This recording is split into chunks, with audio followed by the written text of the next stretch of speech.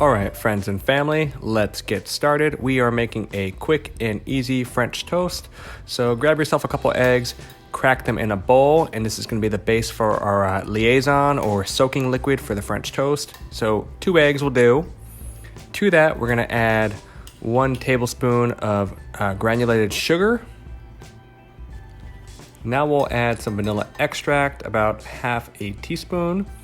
Then we're going to add some cinnamon, about a dash. And you could use other spices if you'd like. I've seen versions with star anise, you could add orange zest, you name it. What's important is that you've got the eggs and cream. So you can see I'm adding ½ a cup of heavy cream, and that will kind of round out the liaison. So give it a good stir, just make sure it's all stirred completely. There's no, whole egg yolks, and that's it. Put it aside, put it in the fridge. Now for my garnish, I'm gonna make a little vanilla whipped cream to put on top of the French toast. So take ½ a vanilla bean, give it a good scrape, and then put that in a bowl.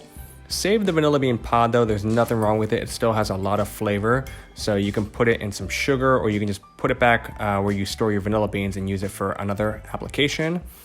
Now just make some whipped cream, add some cream to that and give it a good whip. I like my soft peaks. If you like your stiff peak, go ahead, whip it more. Now regarding the bread, I recommend you use brioche, challah, or white bread, all thick cut. I happen to have some fresh local bread, so I threw it in the toaster to dry it out a bit because it's pan Perdue, which is lost bread or old bread. So it needs to be a little bit old to soak up the liquid. Cool, now let's make the French toast. So large cast iron pan or griddle, medium-high heat with some melted butter. Then start soaking your bread in the liaison with one hand. Make sure you get it evenly coated on both sides and on the outsides.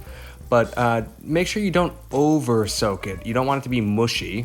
So once it's nicely coated, just get it in the frying pan and let it chill out and let it cook and brown nicely on one side. So rotate the pan around a little bit to make sure it's cooking evenly. And then you can check it. I like to use a fish spatula actually to check my French toast. Any sort of offset spatula would do. And look at that, it looks beautiful on the one side. So once it looks like that, it's ready to be flipped.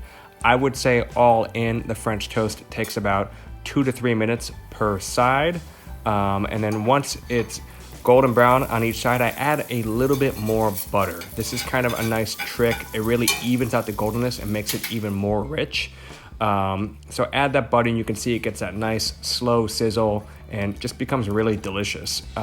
Once it's nicely golden on all sides like so, I take it out and put it on paper towels. Now I'm gonna dust my French toast with a little powdered sugar because it's always a nice finishing touch. And then let's go ahead and plate it. So 2 pieces of French toast on the plate. I cooked 3, that's just kind of an extra one.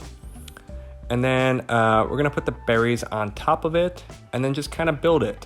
You can be as artistic as you like with where you put the berries or even other fruits that you could garnish it with.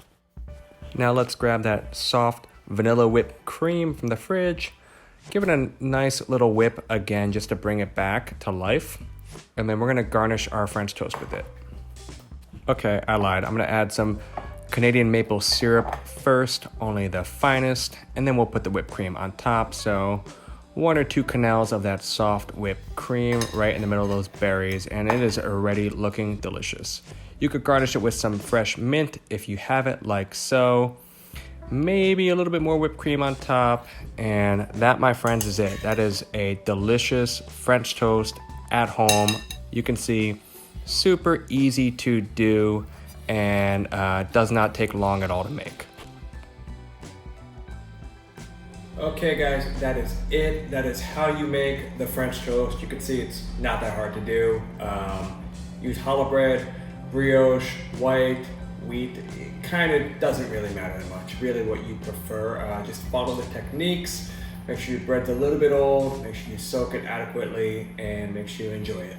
Thanks for stopping by. Until next time, keep on cooking.